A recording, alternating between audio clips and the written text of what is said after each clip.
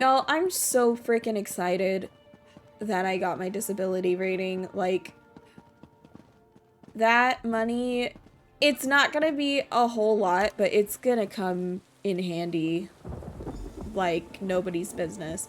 Like, first of all, I'll be able to afford health insurance. What?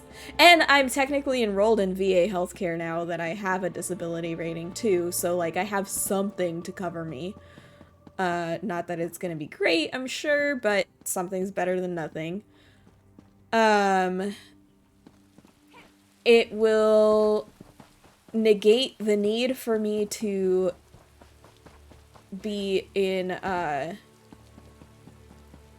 more classes than necessary in school. I don't know if I'm going to. I think I still want to do full time for the sake of just making as much money as I can.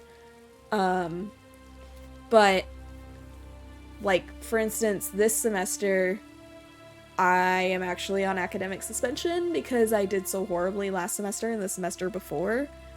Uh, the semester before last was because the teacher I had was absolutely insufferable.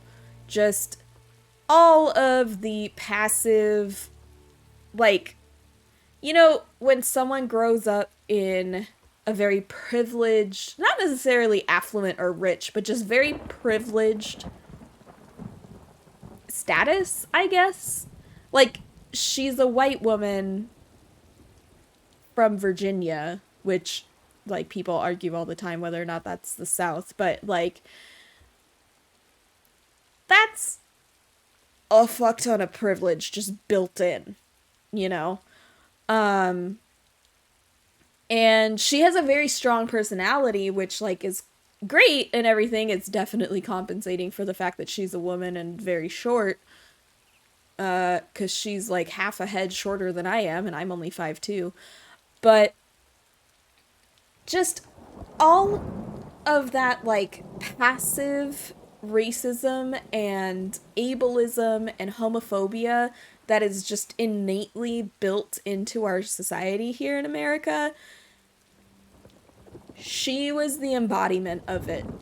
And it just made me want to lose my mind. I could not take it. Couple that, so I had already had her for a full semester, and then this was my second semester with her.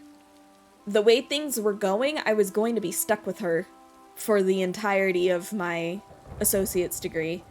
So I already had that kind of like, oh boy, how am I supposed to deal with her for this long? And then she signed me up for a competition. Like, she asked me, but she painted it as like, y'all are the only people that are slated to go or whatever. And I'm like, why did you pick me? I barely did any assignments last semester. Like, it was just weird. Like, I did the minimum to get like C's in those classes, but she knew my work ethic. It's like, why are you, what? Like, this, I'm 28. Yeah, I was 28, no, I had just turned 29. What is math?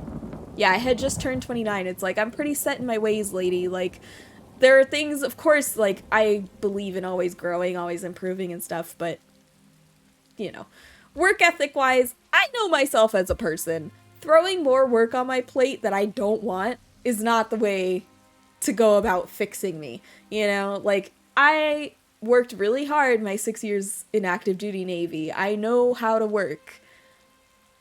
I just don't have a reason to do anything I don't want to anymore. You know? So it's like, if I'm not enjoying this class, sorry, you know? So just all of that combined.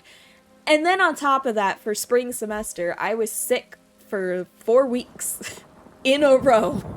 So I was just set behind, and I had, my stubbornness was kicking in, my executive dysfunction was creeping up on me. It's just a recipe for disaster. So that semester was really bad. And then summer semester, I had finally changed to the degree that I want, which is chemical technology. Loved all three of my teachers. I loved both classes. I had chemistry and I had anatomy and physiology.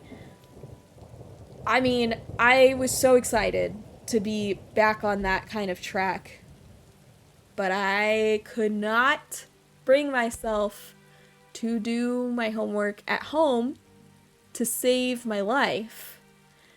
Uh, I just, like, I would get home and I would just be paralyzed.